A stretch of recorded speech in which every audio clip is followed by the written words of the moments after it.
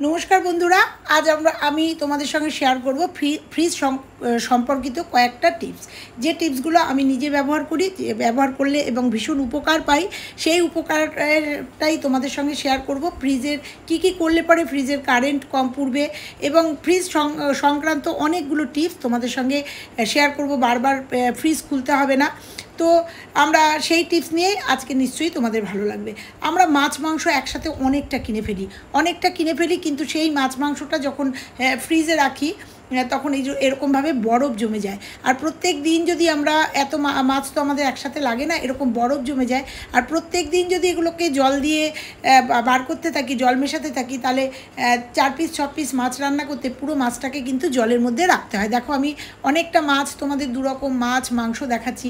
তো তখন এই মাছের স্বাদগুলো কিন্তু অনায়াসে নষ্ট হয়ে যায় প্রত্যেক দিনের ধোয়ার জন্য। তা কিছু টিপস আমি কিভাবে রাখি, তো তোমাদের দেখানোর জন্য এই বরফটা জমিয়েছিলাম। তা কিছু টিপস তোমাদের সঙ্গে আজকে শেয়ার করব।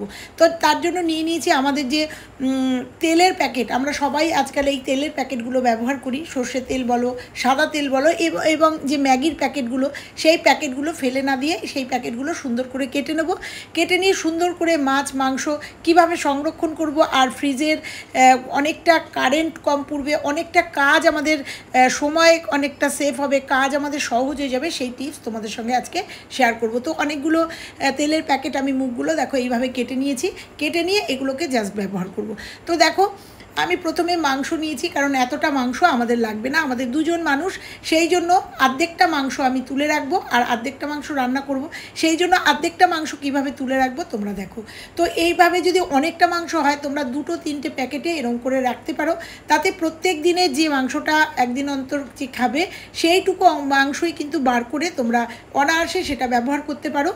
বা তাতে কিন্তু এই যে বরফ জমে যায় বা এই যে পুরো মাংসটাকে জলের মধ্যে দিতে হয় না। তো দেখো, আমি সেরকম অর্ধেকটা মাংস রান্না করব আর অর্ধেকটা মাংস আমি এটাকে গার্ডার দিয়েই পলিপ্যাকের মধ্যে রেখে দেবো। তাতে কিন্তু বরফও জমবে না, কারণ ভেতরে তেলের প্যাকেটের জন্য তেল থাকবে এবং আমরা আমাদের প্রয়োজনটুকু মিটিয়ে নিতে পারবো।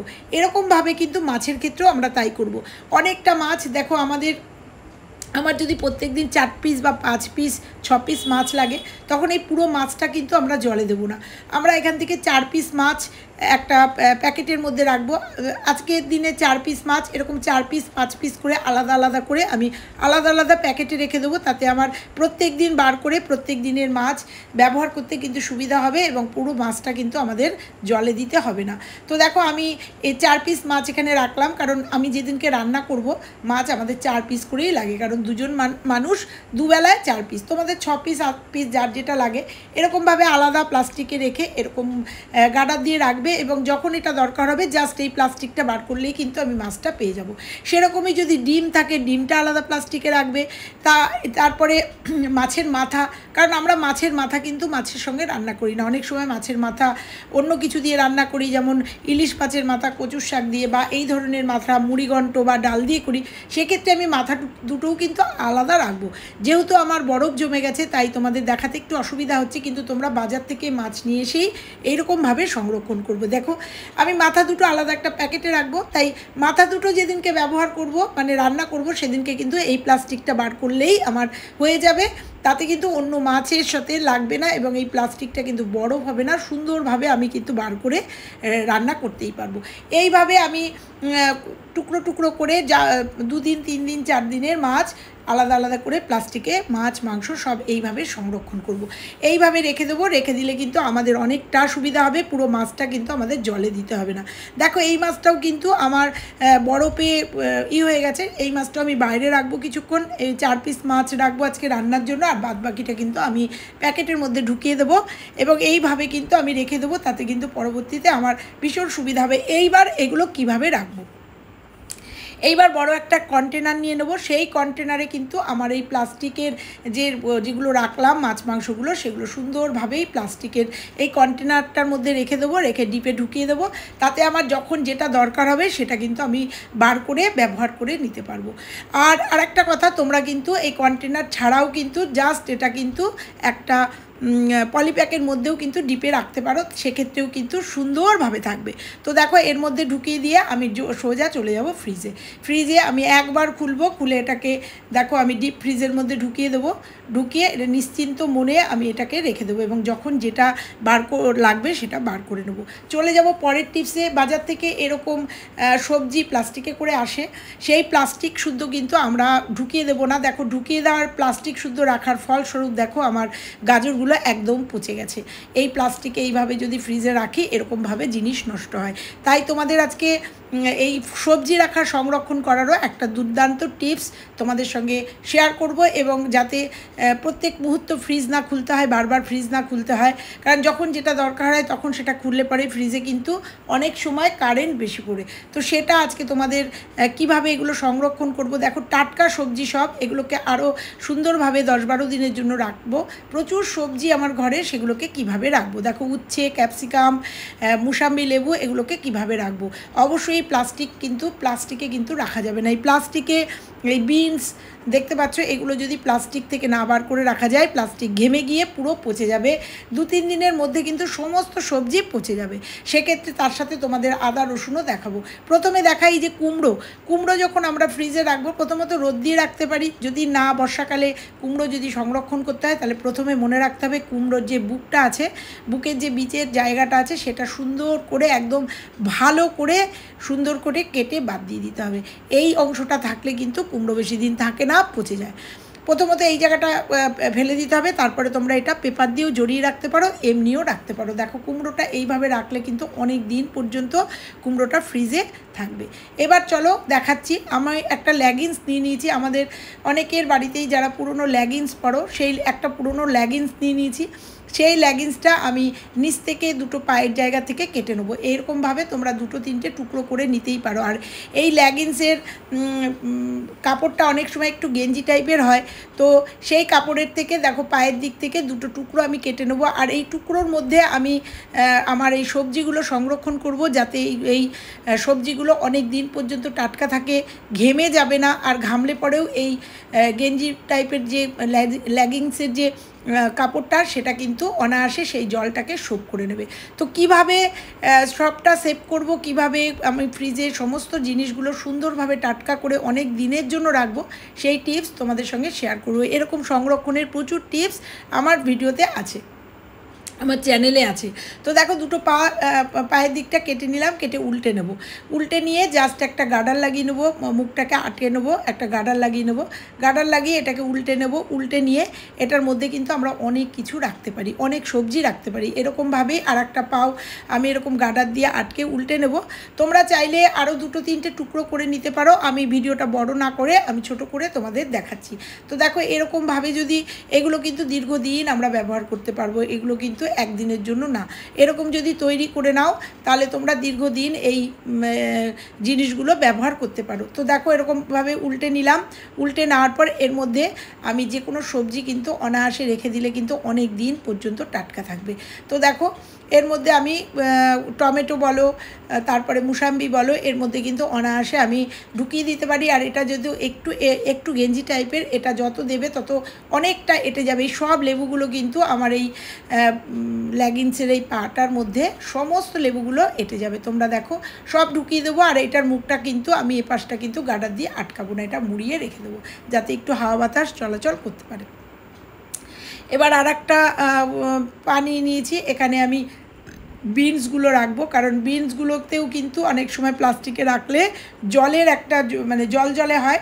এর ক্ষেত্রেও যদি জল হয় তাহলে কিন্তু এই কাপড়টা এই জলটাকে টেনে নেবে, আবার এই বিনসগুলোকে কিন্তু অনেকটা টাটকা এবং সুন্দরভাবে সতেজ রাখতে সাহায্য করবে। তো দেখো এটাতেও ভরে নিলাম। এই চাইলে তোমরা আরও 3-4টে করে কেটে নিতে পারো। কেটে নিয়ে একইভাবে তোমাদের দেখাবো আরও 2-3টে টিপস। এবার দেখাবো যে আদা কেটে নেওয়ার পরে এগুলোর বাইরে রাখলে একটা ফ্যাঙ্গাস মতো হয়ে যায়। সেক্ষেত্রে আদা রসুন তোমরা কিভাবে রাখবে। আমাদের বাড়িতে অনেক সময় যে বাজারের ব্যাগগুলো আসে, ওই যে কাপড়ের যে ব্যাগগুলো আসে, তো সেই কাপড়ের ব্যাগগুলো অনেকটা টিস্যু টাইপের ভেতরটা, সেই ব্যাগগুলোও কিন্তু আমরা অনায়াসে ফ্রিজের মধ্যে রাখতে পারি। তো এই আদা, এখানে রসুনও তোমরা অনায়াসে এর মধ্যে রাখতে পারো, বা আমি এই গাজর দুটো দিয়ে দিলাম, রেখে দিতে পারো। এক্ষেত্রেও কিন্তু যদি জলের উৎপন্ন হয় তাহলে কিন্তু এই টিস্যু টাইপের কাপড়টা কিন্তু সুন্দরভাবে এটা টেনে নেবে এবং এটা কিন্তু পচবে না। অনেক দিন পর্যন্ত 10 থেকে 12 দিন তোমরা রেখে এই আদাটা সংরক্ষণ করে এইভাবে রাখতে পারো এবং আদা কিন্তু সুন্দরভাবে থাকবে। তারপরে দেখো উচ্ছেগুলো একদম টাটকা উচ্ছে বাজার থেকে এসছে, সেটাও কিন্তু আমার এরকম একটা কাপড়ের ব্যাগ, টিস্যু টাইপের একটা ব্যাগ, কাপড়ের ব্যাগ অবশ্যই। সেই ব্যাগগুলোকে, যে ক্যারি ব্যাগগুলো প্লাস্টিকের নয় কিন্তু এগুলো কাপড়ের সব ব্যাগ, এই ব্যাগের মধ্যে এই সবজিগুলো রেখে এগুলোও কিন্তু সুন্দরভাবে আমি সংরক্ষণ করতে পারি। সবজিগুলো কিন্তু ভীষণ সুন্দর থাকবে, ঘেমে গেলেও সেগুলো টেনে নেবে। সর্বোপরি অ্যামাজন থেকে আমার অর্ডার করা, তোমরা অনেকেই জানো যারা আমার টিপস দেখো, এই যে এই ব্যাগগুলো, লাইলনের এই ফুটো ফুটো ব্যাগগুলোতেও কিন্তু আমি জিনিস সংরক্ষণ করি। এবার দেখাবো তোমাদের লঙ্কা সংরক্ষণ। দেখো বাজার থেকে অনেকটা লঙ্কা এসছে, আর আমি কিছুটা বোটা ছাড়িয়ে নিয়েছি। লঙ্কা বাজার থেকে আসলেই প্রথমেই বর্ষাকালে আগে লঙ্কার বোটাগুলো ছাড়িয়ে নেবে, কারণ এই পচন ধরলে কিন্তু বোটাগুলোর থেকেই পচন ধরে। এর জন্য আমি একটা কন্টেনারের যে এইটা মুখটা, ঢাকনাটা সুন্দর করে ফুটো করে নিয়েছি, একটা শিকের সাহায্যে ফুটো করে নিয়েছি। আর এই লঙ্কাগুলো এই কন্টেনারের মধ্যে রাখবো। আমি আমার চ্যানেলে প্রচুর এই লঙ্কার সংরক্ষণের টিপস আছে, তোমরা পারলে দেখে নেবে। তো আমি বোটাগুলো ছাড়িয়ে নিয়ে যেগুলো অনেক দিনের জন্য রাখবো সেগুলো আলাদা রাখবো, আর যেগুলো ব্যবহার করব সেগুলো আলাদা রাখবো। তো এই কন্টেনারের মধ্যে আমি ঢুকিয়ে দেবো, আর অতিরিক্ত জল হলে সেখান দিয়ে কিন্তু এই জলটা বেরিয়ে যাবে। এইবার চলে আসি যে আমার ফ্রিজের যে বাস্কেটটা, মানে যেটা সবজি রাখার বাস্কেট, তার নিচেও আমি একটা ছোট্ট টিপস তোমাদের দেখাবো। পুরনো ছেঁড়া বালিশের ওয়ার অবশ্যই কিন্তু ধুয়ে নিতে হবে। লেগিংসটাও কিন্তু তোমরা কেচে ধুয়ে নেবে। তো এই দেখো পুরনো বালিশের কভার রং জ্বলে গেছে, অনেক সময় ছিঁড়ে ফেটেও যায়।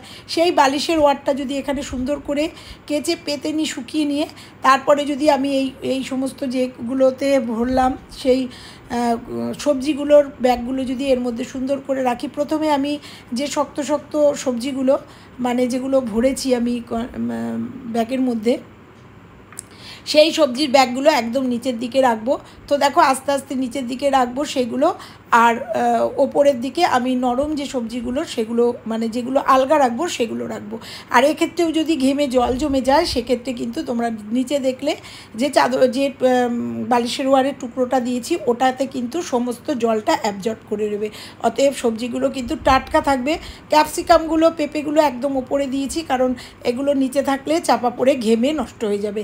আর এখানে লঙ্কার কন্টেনারটা দিয়েছি, কিন্তু যখন নিয়ে যাব তখন এটাখানেও তোমরা রাখতে পারো, তোমরা ফ্রিজের একটা ইসেও রাখতে পারো। তো এইভাবে যদি আরও প্যাকেট আছে, আমি এইটুকু তোমাদের দেখালাম, এইভাবে যদি তোমরা সুন্দর করে রাখতে পারো, দেখো থোরটাও রেখে দিলাম, এইভাবে যদি রাখতে পারো সবজি অনেক দিন পর্যন্ত কিন্তু থাকবে। চলে এসেছি ফ্রিজে, দেখো এটাকে বার করে ওপরে রেখে দিলাম, আর সবজির ডালাটাকে আমি ঢুকিয়ে দিলাম। এইভাবে যদি ডালাটা বার করে আমি একবারেই সমস্ত বার করে নিই, আবার উপরেও যদি মাছের ইটাও যদি এইভাবে একবারে বার করে নিই, তাহলে কিন্তু আমাদের বারবার ফ্রিজ খুলতে হবে না এবং ফ্রিজের জিনিস কিন্তু অত সহজে নষ্ট হবে না। কেমন লাগলো আজকে আমার টিপসটা? ভালো লাগলে লাইক, কমেন্ট, শেয়ার, এবং চ্যানেলে নতুন হলে চ্যানেলটা সাবস্ক্রাইব করে দিও। তো এইভাবে যদি আমরা সংরক্ষণ করতে পারি প্রত্যেকটা জিনিস, তাহলে প্রত্যেকটা জিনিস যেমন ভালো থাকবে, সুস্থ থাকবে, টাটকা থাকবে, তার সাথে আমাদের কিন্তু ইলেকট্রিক বিলটাও অনেক কমে যাবে এবং বারবার কিন্তু ফ্রিজ খুলতে হবে না, সেটা ওপরের ফ্রিজই বলো নিচের ফ্রিজই বলো। চলো টাটা, আবার দেখা হচ্ছে পরবর্তী টিপসের সঙ্গে।